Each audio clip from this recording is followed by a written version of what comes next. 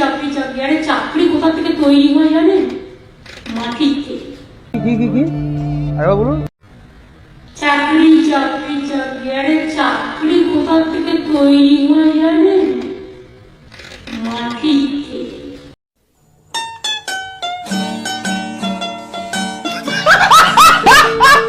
শুধু কম্পিউটারে চাকরি করব আমি, আর কিছুতে করব না। ঠিক বলেছো। আর যারা নিত্য নতুন মিষ্টি বানাচ্ছে, সোনা বানাচ্ছে, শাড়ি বানাচ্ছে, চাষ করছে, এখন মিষ্টিটা আপনারা কম ইউজ করুন, অল্প মিষ্টির মিষ্টি করুন, আরো ব্যবসা বাড়বে। আপনারা একটা ইউটিউব তৈরি করুন। ইস, বোরলিংটা একদম ভালো নয় দিদি, বোরলিংটা বড্ড মোটা। তুমি বোরলিং নিয়ে কি কিছু ভেবেছো? বোরলিং আমরা সবাই ইউজ করি। একদিন আমি অরূপকে বললাম এই ওদের ডেকে নিয়ে আসো আমার কাছে, এবং আমি ওদের চন্দনের আইডিয়াটা দিলাম যে চন্দন কালার শুধু নয়, চন্দনটা আপনি যখন ইউজ করবেন চন্দনের গন্ধটাও বেরোবে। আজকে বোরলিন কোম্পানি চন্দনের বোরলিন বের করেছে, ভ্যানিলা বোরলিন বের করেছে। আচ্ছা, শুধু আমি একটা আইডিয়াতে আপনারা কল্পনা করতে পারবেন না বোরলিনের বাজার হু করে বেড়ে গেছে। ঠিক আছে। হালকা হালকা, এমনিতে দুনিয়াটা এত ভারী হয়ে গেছে না, সেজন্য হালকা করতে ভালোবাসে। আচ্ছা, আমি বিষ্ণুপুরি শাড়িটাকে একেবারে একেবারে পাতলা করলাম। আচ্ছা, নামকরণ হচ্ছে ওটার নবান্নর সাথে মিলিয়ে মিষ্টান্ন। আবার আপনি শুধু মিষ্টি করবেন কেন? মিষ্টি, সিঙ্গারা, নিমকি টিমকি এগুলো তো আছে, সাথে কিছু অন্য প্রোডাকশন রাখুন না। এখন তো নতুন যুগ, নতুন আইডিয়া। আচ্ছা, ছাগল দিচ্ছি, মুরগি দিচ্ছি, হাঁসের পোল্ট্রি করছি। আচ্ছা, জন্মদিনের পায়েস তৈরি করুন না, পায়েস কেক। বন্ধ করো হাত জোড় কে मैं ছানার কেক কি পায়েস কেক? কেমন আছেন? আশা করি ভালোই আছেন, আমিও ভালো আছি তোমাদের আশীর্বাদে। তাই তো চলে এসেছি আজকে একটা নতুন ফাটাফাটি ভিডিও নিয়ে। আজকের ভিডিওর টপিকটা কি, টাইটেল আর থাম্বনেল দেখে নিশ্চয়ই তোমরা মানে বুঝতে পেরেছো ভিডিওটা একদম ধামাকাদার হতে চলেছে। তাই বেশি আমি দেরি করছি না, ভিডিওটা করছি স্টার্ট। कभी कभी लगता है कि पुलिस भगवान है। রুদ্রনীল দা, নুসরাত জাহান বলেছিল বিজেপি পার্টি ভোট চাইতে আসলে বাঁশ দিয়ে ঠাপা ঠাপ, মানে বাঁশ দিয়ে মারলে ঠাপা ঠাপ হয়, কি হয় একটু খুলে বলো তো রুদ্রনীল দা। নুসরাত জাহান তিনি বলেছিলেন বিজেপির লোকেরা ভোট চাইতে এলে বাঁশ কেটে ঠাপা ঠাপ, বাঁশ দিয়ে মারলে ঠাপ ঠাপ করে আওয়াজ করতে হয় আমি জানি না।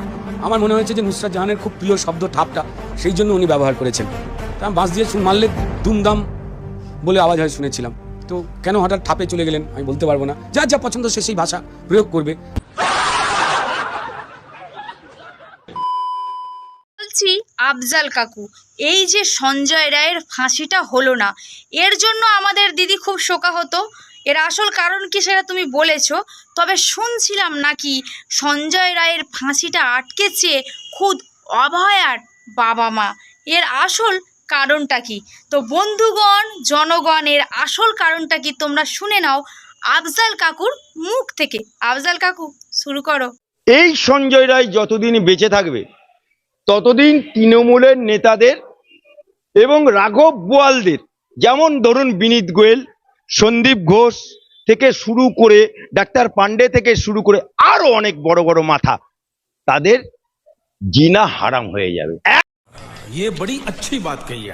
একমাত্র জীবন্ত সাক্ষী রয়েছে এই সঞ্জয় রায়। তাকে যদি ফাঁসির মঞ্চে দিয়ে দেওয়া যায় ধনঞ্জয়ের মতো, তাহলে ল্যাটা চুকে গেল। 26 সালের আগে ল্যাটা চুকে গেল, কিন্তু 26 সাল পর্যন্ত এই যদি বেঁচে থাকে তাহলে অনেক রাঘব বোয়ালের কপালে শনি লেগে আছে। এই কারণে সিবিআই কে হাত করে এবং রাজ্য সরকার দোনো চাচাতো মামাতো ভাই হিসাবে আজকে তড়িঘড়ি এই সঞ্জয় রায়কে একটা সিভিক ভলেন্টিয়ারকে ফাঁসি দিতে চাইছে। কি বলেন? কি কিন্তু আমার আদালত এটা মেনে নেয়নি, বাংলার মানুষ মেনে নেয়নি, অভয়ের মাও মেনে নেয়নি, অভয়ের বাপও মেনে নেয়নি। কাকু, কুণাল ঘোষ যাকে জনগণ নাম দিয়েছে চিনাল ঘোষ, সে নাকি অভয়ার বাবা মার চোখ দিয়ে জল পড়তে দেখেনি।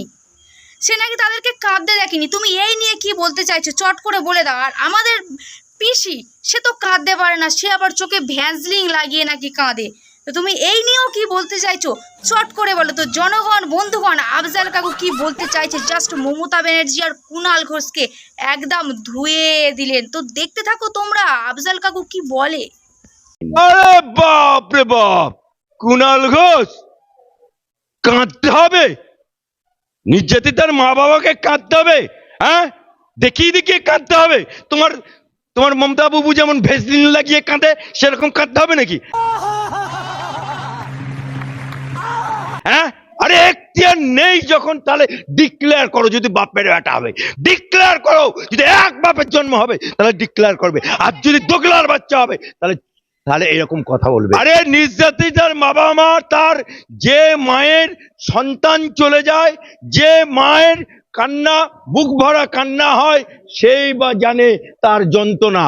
না বিয়ে কানায়ের মা। নেতাজি সুভাষচন্দ্র বসুও কিন্তু দল করে ব্যর্থ হয়েছে। কোনো নেতা বা নেত্রী সফল হয়ে থাকেন তো তাহলে সেটা একমাত্র মমতা বন্দ্যোপাধ্যায়। জনগণ, কুণাল ঘোষ সে তো হাসির খোরাক, তাকে তো লোক আবার ছিনাল ঘোষ বলে। সে বলছে নেতাজি সুভাষচন্দ্র বসু দল করে নাকি ব্যর্থ হয়েছে। তাহলে দল করে সফলতা পেয়েছে কে? দেখে নাও তো তোমরা। নেতাজি কোথায় পেঁয়াজি, এরকম না বলতে আছো, মানে বলতে বাধ্য হচ্ছে আসলে। কোথায় চাঁদ, কোথায় চাঁদমালা, কোথায় মানে মানে গরুর গালির যদি হেডলাইট লাগানো হয় তার যেরকম ব্যবস্থা হবে, সেরকমই তৃণমূল দল, আর সেরকম আঞ্চলিক তৃণমূল দলের সর্বভারতীয় নেত্রী কুণাল ঘোষ তো ঠিকই বলেছেন। নেতাজি যে দল করেছিলেন সেই দলে কয়লা চোর, বালি চোর, রেশন চোর, সোনা চোর এগুলো কেউ ছিল না। সুতরাং এই জায়গা থেকে কুণাল ঘোষের দলে এই সমস্ত লোক রয়েছে, আরো বেশি রয়েছে। এখানে রেশন চোর রয়েছে, শিক্ষা চোর রয়েছে, নানান রকমের যে কোনো ধরনের চুরির কথা বলুন সব তৃণমূলে রয়েছে। তো সেটাই, সেই জায়গায় অবশ্যই মমতা ব্যানার্জি সফল। তার দলের মধ্যে সব দুর্নীতির একটা স্টপেজ মমতা ব্যানার্জি। নেতাজি ভাবতে পেরেছেন এইগুলো করার জন্য? তো স্বাভাবিকভাবে নেতাজি ব্যর্থ, মমতা ব্যানার্জি সফল, এটাতে কোনো সন্দেহ নেই। আমি কুণাল বাবুকে 100% আমি সমর্থন করছি। गजब बेइज्जती है। নিয়েছো তো নেতাজি সুভাষচন্দ্র জায়গাটা কোথায় আর আমাদের পিসির জায়গাটা কোথায়? একটা চায়ের দোকানে চা বিক্রি করলেও চা বিস্কুট ঘুগনি ইনকাম খারাপ হয় না, চাকরির থেকে বেশি টাকা পাওয়া যায়। জনগণ, বলতে হয় আমাদের দেশের মাননীয় মুখ্যমন্ত্রী মমতা ব্যানার্জি, কোনো আমাদের রাজ্যে শিল্প নেই, কোনো চাকরি নেই, কোনো কলকারখানা নেই, কোনো উন্নতি নেই। তিনি শুধু কন্যাশ্রী, রূপশ্রী, সবুজ সাথী, সাইকেল ভাতা আর দুয়ারে সরকার নিয়ে পড়ে আছে। আবার কখনো কখনো মিষ্টি, বোরলিং এইসব নিয়েই পড়ে আছে। আবার এখন কি বলছে, চাকরি বাকরি করতে হবে না, চায়ের দোকান খোলো, এর থেকে নাকি প্রচুর ইনকাম। তো এই নিয়ে আমাদের ভাইরাল সুচিত্রাদি জাস্ট আমাদের মাননীয় মুখ্যমন্ত্রী মমতা ব্যানার্জিকে ধুয়ে দিলেন। এমন গুত্তনি দেবো না, ভাইরাল সুচিত্রাদি এমন গুত্তনি দেবো না। একটুখানি দেখে নাও তো তোমরা। তুমি তাহলে নবান্নটা ছেড়ে দাও না, দিয়ে বসে চা ঘুগনি বিকে। আমরা কালীঘাটেতে তাহলে একটা সবাই মিলে আমরা বেকার ছেলেমেয়েরা 1 টাকা করে দিয়ে ওনাকে বড় একটা চপের দোকান খুলে দিচ্ছি। চিরকালই তো চপ খাইয়ে বড় হয়েছে, মানে বুঝতেই পারছেন। समझ रहे हो? তাহলে ওনাকে একটা চপের দোকান খুলে দেওয়া হচ্ছে। তাহলে বেকার ছেলে মেয়েদের ফার্স্টেশনটা কোথায়? আজকে রাজ্যে একটা বেকার ছেলে মেয়ের চাকরি নেই, কোনো শিল্প নেই, কি করবেন না, শুধু কাপাস ফুল নিয়ে ওরা তুলো গুঁজবে বসে বসে। এই হচ্ছে, আমরা এই জন্য মুখ্যমন্ত্রী ওনাকে বানানো হয়েছে। উনি তাহলে রাজ্যের ওনার পোস্টে রেজিগনেশন দিয়ে দিন। আমি বলেছি না কোনো রাজ্যে এরকম 3rd ক্লাস মুখ্যমন্ত্রী, এরকম 3rd ক্লাস একটা মেয়ে ছেলে যে কিনা হাতে ধরে 3টে জেনারেশনকে ডুবিয়ে দিল। আর আজকে ওর ওই যে বিধায়কগুলো, যেগুলো 12 ভাতারি নায়িকাগুলো আছে, রচনা ব্যানার্জি, সায়নী, এগুলো এদেরকে বসিয়ে দিন না, গরম গরম চপ ভাজাবে, সব ছেলেরা এসে খাবে গরম গরম চপ। ভালো লাগে।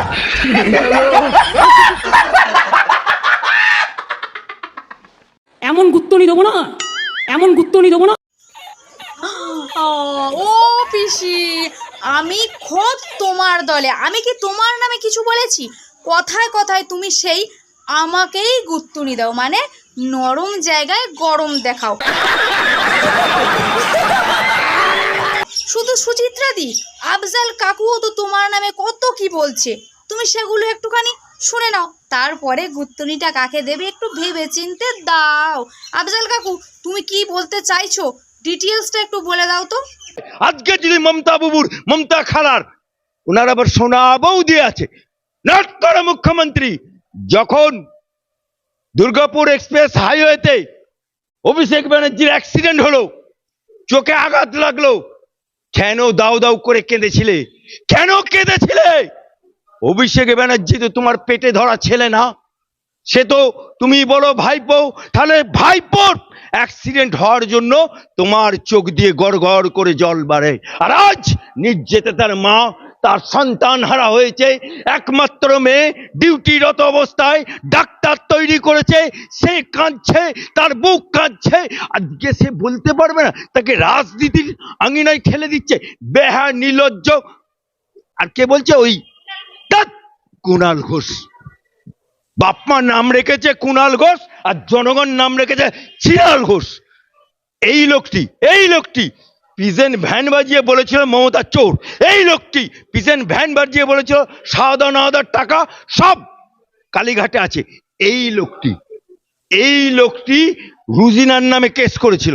এই লোকটি শফিকুল ইসলামের নামে কেস করেছিল। এসব যদি বাপের বেটা হবে, এসো হাইকোর্টে আমার নামে কেস করো, দেখি কত বাপের বেটা। রেট ধারণ করলো 10 লক্ষ টাকা, আর আমার কোর্ট শিয়ালদা কোর্ট 17 লক্ষ টাকা। একটা মৃত্যুর দাম কি টাকা দিয়ে হয়? একটা সন্তানের মৃত্যুর দাম হয় টাকা দিয়ে? ফেরা দেখেন, যে গেঞ্জি পরে টাকা নেয়, যে একদিনের জন্য হলো জেল খেটেছে, সেই লোকটা এখন বলছে কিনা যে নির্যাতিতার মায়েদের অধিকার নেই পদত্যাগ চাওয়ার। তা কার পদত্যাগ চাওয়ার অধিকার আছে? মমতা ব্যানার্জি কে? মমতা ব্যানার্জি মুখ্যমন্ত্রী। মমতা ব্যানার্জি কে?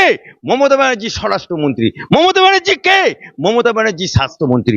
আর সেই স্বাস্থ্য দপ্তরের অধীনে আরজিকর হসপিটাল, কলকাতার বুকে সুপার স্পেশালিটি হসপিটাল, সেখানে একজন সরকারি ডাক্তার, সে কর্ম করতে গিয়ে ডিউটিরত অবস্থায় তার হত্যা হয়ে গেল। তার জবাব কে দেবে? মমতা ব্যানার্জি দেবে না তো? মমতা খালা দেবে না তো? কে দেবে?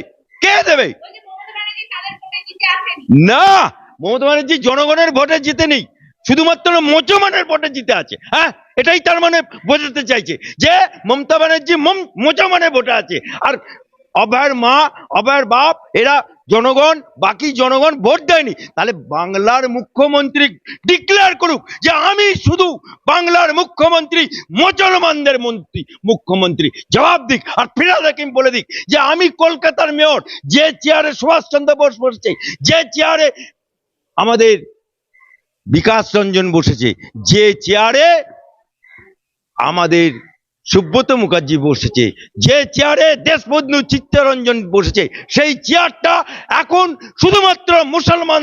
আমি ফিরহাদ হাকিম, এটা কলকাতার মেয়র, আমি শুধু মুসলমানের মেয়র, আমি কারোর মেয়র না। সংবিধানে যদি এরকম দেখাতে পারে তাহলে দেখে নেব।